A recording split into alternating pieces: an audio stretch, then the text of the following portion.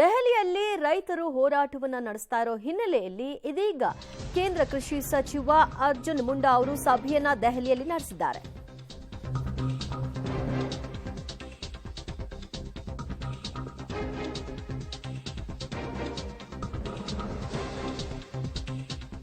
ರೈತರಿಂದ ದೆಹಲಿ ಚಲೋ ಪ್ರತಿಭಟನೆಯನ್ನ ಹಮ್ಮಿಕೊಳ್ಳಲಾಗಿದ್ದು, ಈ ಹೋರಾಟದ ಸಂದರ್ಭದಲ್ಲಿ ದೆಹಲಿಯಲ್ಲಿ ಕೃಷಿ ಸಚಿವ ಅರ್ಜುನ್ ಮುಂಡಾ ಅವರು ಒಂದು ಸಭೆಯನ್ನ ನಡೆಸಿದ್ದಾರೆ. ಕೃಷಿ ಭವನದಲ್ಲಿ ಅಧಿಕಾರಿಗಳ ಜೊತೆಗೆ ಸಭೆಯನ್ನ ನಡೆಸಿದ್ದು, ರೈತರೊಂದಿಗೆ ಎರಡನೇ ಹಂತದ ಮಾತುಕತೆಗೂ ಕೂಡ ಮುನ್ನ ಈ ಸಭೆಯನ್ನ ನಡೆಸಿಕೊಂಡು ಸಾಧಕ ಬಾಧಕಗಳು ಅಂದ್ರೆ ಅವರ ಬೇಡಿಕೆಗಳನ್ನ ಇತ್ಯರ್ಥಪಡಿಸಬಹುದಾದಂತಹ ಸಾಧ್ಯಾಸಾಧ್ಯತೆಗಳ ಕುರಿತಾಗಿ ಈ ಅಧಿಕಾರಿಗಳ ಸಭೆಯಲ್ಲಿ ಅವರು ಅವಲೋಕಿಸಿದ್ದಾರೆ. ನಂತರದಲ್ಲಿ ರೈತರ ಜೊತೆಗೆ ಕುಳಿತುಕೊಂಡು ಅವರ ಬೇಡಿಕೆಗಳಿಗೆ ಸಂಬಂಧಪಟ್ಟ ಹಾಗೆ ಒಂದಷ್ಟು ಭರವಸೆಗಳನ್ನ ಕೊಡುವಂತಹ ಒಂದು ಕೆಲಸ ಆಗುತ್ತೆ. ವಿವಿಧ ಬೇಡಿಕೆಗಳನ್ನ ಈಡೇರಿಸುವಂತೆ ದೆಹಲಿ ಚಲೋ ಪ್ರತಿಭಟನೆಗೆ ಕೊಟ್ಟಿರುವಂತಹ ರೈತರ ಹೋರಾಟ ಎರಡನೇ ದಿನಕ್ಕೆ ಕಾಲಿಟ್ಟಿದೆ. ಹರಿಯಾಣದಲ್ಲಿ ಈಗಾಗಲೇ ಒಂದು ಹಂತದಲ್ಲಿ ಲಾಠಿ ಚಾರ್ಜ್, ಅಶ್ರುವಾಯು ದಾಳಿ ಜೊತೆಗೆ ಜಲಪಿರಂಗಿಯನ್ನು ಕೂಡ ಬಳಸಿ ರೈತರನ್ನ ಹರಿಯಾಣದ ಗಡಿ ದಾಟದಂತೆ ಎಚ್ಚರಿಕೆಯನ್ನು ವಹಿಸುವಂತ ಕೆಲಸವನ್ನ ಹರಿಯಾಣ ಪೊಲೀಸರು ಮಾಡ್ತಿದ್ದಾರೆ. ಇದ್ರ ಜೊತೆಗೆ ಕೂಡ ಬಿಗಿ ಭದ್ರತೆಯನ್ನ ಹೆಚ್ಚಿಸುವಂತ ಕೆಲಸ ನಿತ್ಯವೂ ಕೂಡ ಆಗ್ತಾ ಇದೆ. ಸದ್ಯಕ್ಕೆ ನಾವು ಗಾಜಿಪುರ ಗಡಿಯಲ್ಲಿದ್ದೀವಿ. ಉತ್ತರ ಪ್ರದೇಶ ಮತ್ತೆ ದೆಹಲಿಯನ್ನ ಸಂಪರ್ಕಿಸುವಂತಹ ಗಡಿ ಇದಾಗಿರುವಂತದ್ದು. ಇಲ್ಲಿ ಯಾವ ರೀತಿಯಾದಂತಹ ಭದ್ರತೆ ಅಥವಾ ಮುನ್ನೆಚ್ಚರಿಕೆಯ ಕ್ರಮ ಭಾಗವಾಗಿ ತಯಾರಿಗಳು ಆಗಿದಾವೆ ಅನ್ನುವಂಥದ್ದನ್ನು ಕೂಡ ನೀವು ಗಮನಿಸ್ತಾ ಹೋಗಬಹುದು. ಬ್ಯಾರಿಕೇಡ್ಗಳನ್ನ ಸಂಪೂರ್ಣವಾಗಿ ತಯಾರು ಮಾಡಿ ಇಡುವಂತ ಕೆಲಸವನ್ನ ಕೂಡ ಇಲ್ಲಿ ಮಾಡಲಾಗ್ತಾ ಇರುವಂತದ್ದು. ಒಂದು ವೇಳೆ ಏನಾದ್ರೂ ದೊಡ್ಡ ಪ್ರಮಾಣದಲ್ಲಿ ರೈತರು ಉತ್ತರ ಪ್ರದೇಶದಿಂದ ದೆಹಲಿಗೆ ನುಗ್ಗುವಂತ ಪ್ರಯತ್ನವನ್ನ ಮಾಡಿದ್ರೆ ಅವರನ್ನ ತಡೆಯುವಂತಹ ನಿಟ್ಟಿನಲ್ಲಿ ಈ ತಯಾರಿಯನ್ನ ಮಾಡ್ಕೊಳ್ತಾ ಇರುವಂತದ್ದು. ಮುಖ್ಯವಾಗಿ ರೈತರು ಪಂಜಾಬ್, ಹರಿಯಾಣ ಮತ್ತೆ ಉತ್ತರ ಪ್ರದೇಶದಿಂದ ದೆಹಲಿಯ ಗಡಿಗಳನ್ನ ಪ್ರವೇಶಿಸುವಂತ ಸಾಧ್ಯತೆಗಳಿದಾವೆ. ಹೀಗಾಗಿ ಎಲ್ಲ ಗಡಿಗಳನ್ನ ಸುರಕ್ಷಿತಗೊಳಿಸುವಂತ ನಿಟ್ಟಿನಲ್ಲಿ ಅದು ಟಿಕ್ರಿ ಬಾರ್ಡರ್ ಆಗಿರ್ಬೋದು ಅಥವಾ ಸಿಂಗು ಗಡಿ ಆಗಿರ್ಬೋದು ಅಥವಾ ಗಾಜಿಪುರ ಗಡಿ ಆಗಿರ್ಬೋದು, ಈ ಮೂರು ಗಡಿಗಳನ್ನು ಕೂಡ ಭದ್ರತೆಯನ್ನು ಹೆಚ್ಚು ಮಾಡುವಂತ ಕೆಲಸವನ್ನ ಸದ್ಯಕ್ಕೆ ಮಾಡಲಾಗ್ತಾ ಇದೆ. ನೋಡಬಹುದು ಇಲ್ಲಿ ಬ್ಯಾರಿಕೇಟಿಂಗ್ ವರ್ಕ್ ಹೇಗೆ ನಡೀತಿದೆ ಅನ್ನುವಂಥದ್ದನ್ನ ಗಮನಿಸ್ತಾ ಇದ್ದೀರಿ.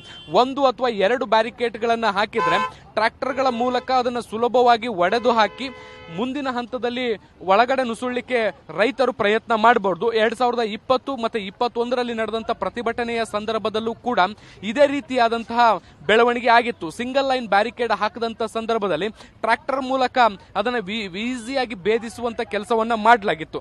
ಹಾಗಾಗಿ ಈ ಬಾರಿ ಎಚ್ಚರಿಕೆಯನ್ನು ವಹಿಸಿರುವಂತಹ ಪೊಲೀಸರು ಬ್ಯಾರಿಕೇಡ್ಗಳ ನಡುವೆ ವೆಲ್ಡಿಂಗ್ ಮಾಡುವಂತ ಕೆಲಸವನ್ನ ಮಾಡಿದ್ದಾರೆ. ಇವುಗಳನ್ನ ಸ್ಟ್ರೆಂಥನ್ ಮಾಡುವಂತ ಕೆಲಸವನ್ನ ಮಾಡಲಾಗ್ತಾ ಇರುವಂತದ್ದು. 2 ಅಥವಾ 3 ಹಂತದಲ್ಲಿ ಬ್ಯಾರಿಕೇಡ್ಗಳನ್ನ ಜೋಡಿಸಿ ರಸ್ತೆಗೆ ಅಡ್ಡಲಾಗಿಟ್ಟು ಆ ಎಲ್ಲಾ ಬ್ಯಾರಿಕೇಡ್ಗಳಿಗೂ ಕೂಡ ವೆಲ್ಡಿಂಗ್ ಅನ್ನ ಮಾಡುವಂತ ಕೆಲಸವನ್ನ ಮಾಡಲಾಗ್ತಾ ಇರುವಂತದ್ದು. ಯಾಕೆಂದ್ರೆ ಇದು ಮತ್ತಷ್ಟು ಬಲಶಾಲಿ ಆಗುತ್ತೆ. ಟ್ರ್ಯಾಕ್ಟರ್ ನಿಂದ ಗುದ್ದುವಂತ ಪ್ರಯತ್ನವನ್ನ ಮಾಡಿದ್ರು ಕೂಡ ಈಸಿಯಾಗಿ ಅದನ್ನ ಭೇದಿಸಲಿಕ್ಕೆ ಸಾಧ್ಯ ಆಗಲ್ಲ. ಹಾಗಾಗಿ ಈ ರೀತಿಯಾದಂತಹ ಒಂದು ಉಪಾಯವನ್ನ ಈಗ ಸದ್ಯಕ್ಕೆ ಪೊಲೀಸರು ಕಂಡುಕೊಂಡಿರುವಂತದ್ದು.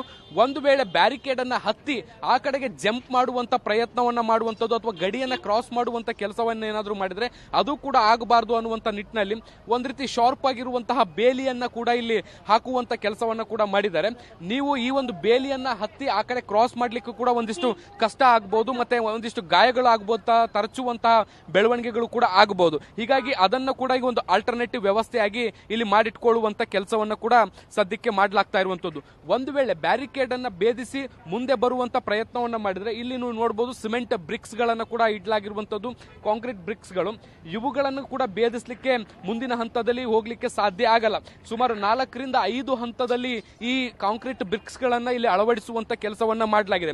ಒಂದ್ ವೇಳೆ ಟ್ರ್ಯಾಕ್ಟರ್ ಮೂಲಕ ನೀವು ಬ್ಯಾರಿಕೇಡ್ ಅನ್ನ ಜೋರಾಗಿ ಗುದ್ದಿದ್ರು ಕೂಡ ಹಿಂದಿರುವಂತಹ ಕಾಂಕ್ರೀಟ್ ಬ್ರಿಕ್ಸ್ ಅದಕ್ಕೆ ಸಪೋರ್ಟ್ ಆಗಿ ನಿಲ್ಲುತ್ತೆ. ಈ ಸಂದರ್ಭದಲ್ಲಿ ಟ್ರ್ಯಾಕ್ಟರ್ ಮುಂದೆ ಹೋಗ್ಲಿಕ್ಕೆ ಸಾಧ್ಯ ಆಗಲ್ಲ ಅನ್ನುವಂಥದ್ದು ಒಂದು ಗ್ಯಾರಂಟಿಯ ಮೇಲೆ ಈ ಒಂದು ಮುನ್ನೆಚ್ಚರಿಕೆ ಕ್ರಮವನ್ನು ಕೂಡ ಮಾಡಿಕೊಳ್ಳಲಾಗಿರುವಂತದ್ದು. ಇನ್ನು 3ನೇ ಹಂತದ ಭದ್ರತೆಯನ್ನು ನಾವು ನೋಡೋದಾದ್ರೆ ನೀವಿಲ್ಲಿ ನೋಡ್ತಿದ್ದೀರಲ್ಲ, ಇದು ಕಂಟೈನರು, ಬೃಹತ್ ಕಂಟೈನರ್ ಕೂಡ ನೋಡಬಹುದು. ನೀವು ಎಷ್ಟು ಉದ್ದವಾಗಿದೆ ಅನ್ನುವಂಥದ್ದನ್ನು ಕೂಡ ನೀವು ದೃಶ್ಯಗಳಲ್ಲಿ ಗಮನಿಸಬಹುದು. ಇದನ್ನ ಇಡೀ ರಸ್ತೆಗೆ ಅಡ್ಡಲಾಗಿ ಇಡುವಂತ ಕೆಲಸವನ್ನ ಕೂಡ ಮಾಡುವಂತ ಪ್ರಯತ್ನವನ್ನ ಮುಂದೆ ಮಾಡಲಾಗುತ್ತೆ. ಈಗ ನೀವೇನ್ ನೋಡ್ತಾ ಇದ್ದೀರಿ, ಈಗ ವಾಹನಗಳು ಏನು ಓಡಾಡ್ತಾ ಇದಾವೆ ಇವು ಉತ್ತರ ಪ್ರದೇಶದಿಂದ ದೆಹಲಿ ಕಡೆಗೆ ಹೋಗ್ತಾ ಇರುವಂತ ವಾಹನಗಳು. ಸೊ ಈ ವಾಹನಗಳನ್ನ ಅಂದ್ರೆ ಇಲ್ಲಿ ರೈತರು ಏನಾದ್ರೂ ಒಂದು ವೇಳೆ ಬಂದ್ರೆ ಅವರನ್ನ ತಡೆ ಹಿಡಿಯುವಂತ ನಿಟ್ಟಿನಲ್ಲಿ ಈ ಒಂದು ಕಂಟೈನರ್ ಅನ್ನ ಇಡೀ ರಸ್ತೆಗೆ ಅಡ್ಡಲಾಗಿ ನಿಲ್ಲಿಸುವಂತ ಕೆಲಸವನ್ನ ಮಾಡಲಾಗುತ್ತೆ. ನಾನು ಆಗ್ಲೇ ಹೇಳಿದಂತೆ ಮೊದಲ ಹಂತದಲ್ಲಿ ಬ್ಯಾರಿಕೇಡ್, ಅದಾದ ಮೇಲೆ ಸಿಮೆಂಟ್ ಕಾಂಕ್ರೀಟ್, ಅದಾದ ಮೇಲೆ ಈ ಒಂದು ಹಂತದ ದೊಡ್ಡ ದೊಡ್ಡ ಕಂಟೈನರ್ಗಳನ್ನು ಕೂಡ ಇಡುವಂತ ಕೆಲಸವನ್ನ ಸದ್ಯಕ್ಕೆ ಮಾಡಲಾಗ್ತಾ ಇರುವಂತದ್ದು. ನಾನು ಮತ್ತೊಂದು ಬದಿಯಲ್ಲಿ ಕೂಡ ತೋರಿಸ್ತೀನಿ ಯಾವ ರೀತಿಯಾದಂತಹ ಚಿತ್ರಣ ಈ ಭಾಗದಲ್ಲಿ ಇದೆ ಅಂತ. ನೋಡ್ಬೋದು ನೀವು, ದೊಡ್ಡ ದೊಡ್ಡ ಟ್ರಕ್ಗಳನ್ನ ಕೂಡ ಇಲ್ಲಿ ನಿಯೋಜನೆ ಮಾಡುವಂತ ಕೆಲಸವನ್ನ ಸದ್ಯಕ್ಕೆ ಇಲ್ಲಿ ಮಾಡಲಾಗಿರುವಂತದ್ದು. ಇದರ ಉದ್ದೇಶವೂ ಕೂಡ ಏನು ಅಂದ್ರೆ, ಕಂಟೈನರ್ ದಾಟಿ ಮುಂದೆ ಬರುವಂತ ಪ್ರಯತ್ನವನ್ನ ಮಾಡಿದ್ರೆ ದೊಡ್ಡ ದೊಡ್ಡ ಟ್ರಕ್ಗಳನ್ನ ರಸ್ತೆಗೆ ಅಡ್ಡಲಾಗಿ ನಿಲ್ಲಿಸುವಂತ ಪ್ರಯತ್ನವನ್ನ ಮಾಡ್ತಾರೆ. ಆ ಒಂದು ಹೊತ್ತಲ್ಲಿ ಟ್ರ್ಯಾಕ್ಟರ್ಗಳು ಇದನ್ನ ಭೇದಿಸಲಿಕ್ಕೆ ಸಾಧ್ಯ ಆಗಲ್ಲ ಅನ್ನುವಂಥದ್ದು. ಸುಮಾರು 4 ರಿಂದ 5 ಹಂತದಲ್ಲಿ ಈ ಒಂದು ತಡೆ ಒಡ್ಡುವಂತ ಎಲ್ಲ ಪ್ರಯತ್ನಗಳನ್ನ ಪೊಲೀಸರು ತಯಾರಿಯಾಗಿ ಇಟ್ಕೊಂಡಿರುವಂತದ್ದನ್ನ ನಾವು ಗಮನಿಸ್ತಾ ಇದ್ದೀವಿ. ಈ ಭಾಗದಲ್ಲಿ ನೀವು ನೋಡ್ತಾ ಹೋಗ್ಬೋದು, ಕ್ರೇನ್ಗಳನ್ನು ಕೂಡ ಸಂಪೂರ್ಣವಾಗಿ ಸಿದ್ಧವಾಗಿಡುವಂತ ಕೆಲಸವನ್ನ ಮಾಡಲಾಗಿದೆ. ಒಂದು ವೇಳೆ ರೈತರು ಹರಿಯಾಣ ಅಥವಾ ಉತ್ತರ ಪ್ರದೇಶದ ಗಡಿಯನ್ನ ದಾಟಿದ್ದಾರೆ ಅನ್ನುವಂತ ಮಾಹಿತಿಗಳು ಬಂದ್ರೆ ದೆಹಲಿ ಗಡಿಯಲ್ಲಿ ಎಚ್ಚರಿಕೆಯನ್ನು ವಹಿಸುವಂಥದ್ದು ಅಥವಾ ಇಮಿಡಿಯೇಟ್ ಕಾರ್ಯಪ್ರವೃತ್ತರಾಗಿ ಇಡೀ ರೋಡ್ಗಳನ್ನ ಬ್ಲಾಕ್ ಮಾಡಲಿಕ್ಕೆ ಏನೆಲ್ಲ ವ್ಯವಸ್ಥೆಗಳು ಬೇಕು ಅವೆಲ್ಲವನ್ನ ಕೂಡ ತಯಾರಿಟ್ಕೊಳ್ಳುವಂತ ಕೆಲಸವನ್ನ ಸದ್ಯಕ್ಕೆ ಗಾಜಿಪುರ ಗಡಿಯಲ್ಲೂ ಕೂಡ ಮಾಡಲಾಗ್ತಾ ಇದೆ. ಇದೇ ರೀತಿಯಾದಂತಹ ಬೆಳವಣಿಗೆಗಳು ನಮಗೆ ಸಿಂಗು ಬಾರ್ಡರ್ ಮತ್ತೆ ಟಿಕ್ರಿ ಬಾರ್ಡರ್ ಅಲ್ಲೂ ಕೂಡ ನೋಡ್ಲಿಕ್ಕೆ ಸಿಗ್ತಾ ಇದೆ. ಮುಖ್ಯವಾಗಿ ಸಿಂಗು ಬಾರ್ಡರ್ ಅಲ್ಲಿ ಹೆಚ್ಚಿನ ಭದ್ರತೆಯನ್ನು ವಹಿಸುವಂತ ಕೆಲಸವನ್ನ ಮಾಡಲಾಗ್ತಾ ಇರುವಂತದ್ದು. ಯಾಕೆಂದ್ರೆ ಪಂಜಾಬ್ ಮತ್ತೆ ಹರಿಯಾಣದಿಂದ ಬರುವಂತಹ ದೊಡ್ಡ ರೈತ ಸಮೂಹ ಸಿಂಗು ಗಡಿಯ ಮೂಲಕ ದೆಹಲಿಯ ಒಳಗೆ ಬರುವಂತ ಸಾಧ್ಯತೆಗಳಿದಾವೆ. ಹೀಗಾಗಿ ಅಲ್ಲೂ ಕೂಡ ಎಚ್ಚರಿಕೆಯನ್ನು ವಹಿಸುವಂತ ಕೆಲಸವನ್ನ ಸದ್ಯಕ್ಕೆ ಮಾಡಲಾಗ್ತಾ ಇರುವಂತದ್ದು.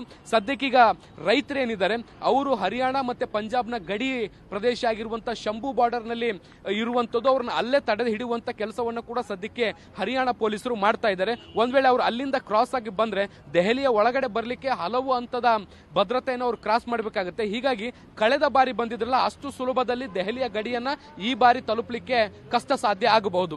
ಕ್ಯಾಮರಾ ಪರ್ಸನ್ ಜಿತೇಂದ್ರ ಕುಮಾರ್ ಜೊತೆ ಶಬೀರ್ ನಿಡಗುಂದಿ, ಪಬ್ಲಿಕ್ ಟಿವಿ, ದೆಹಲಿ.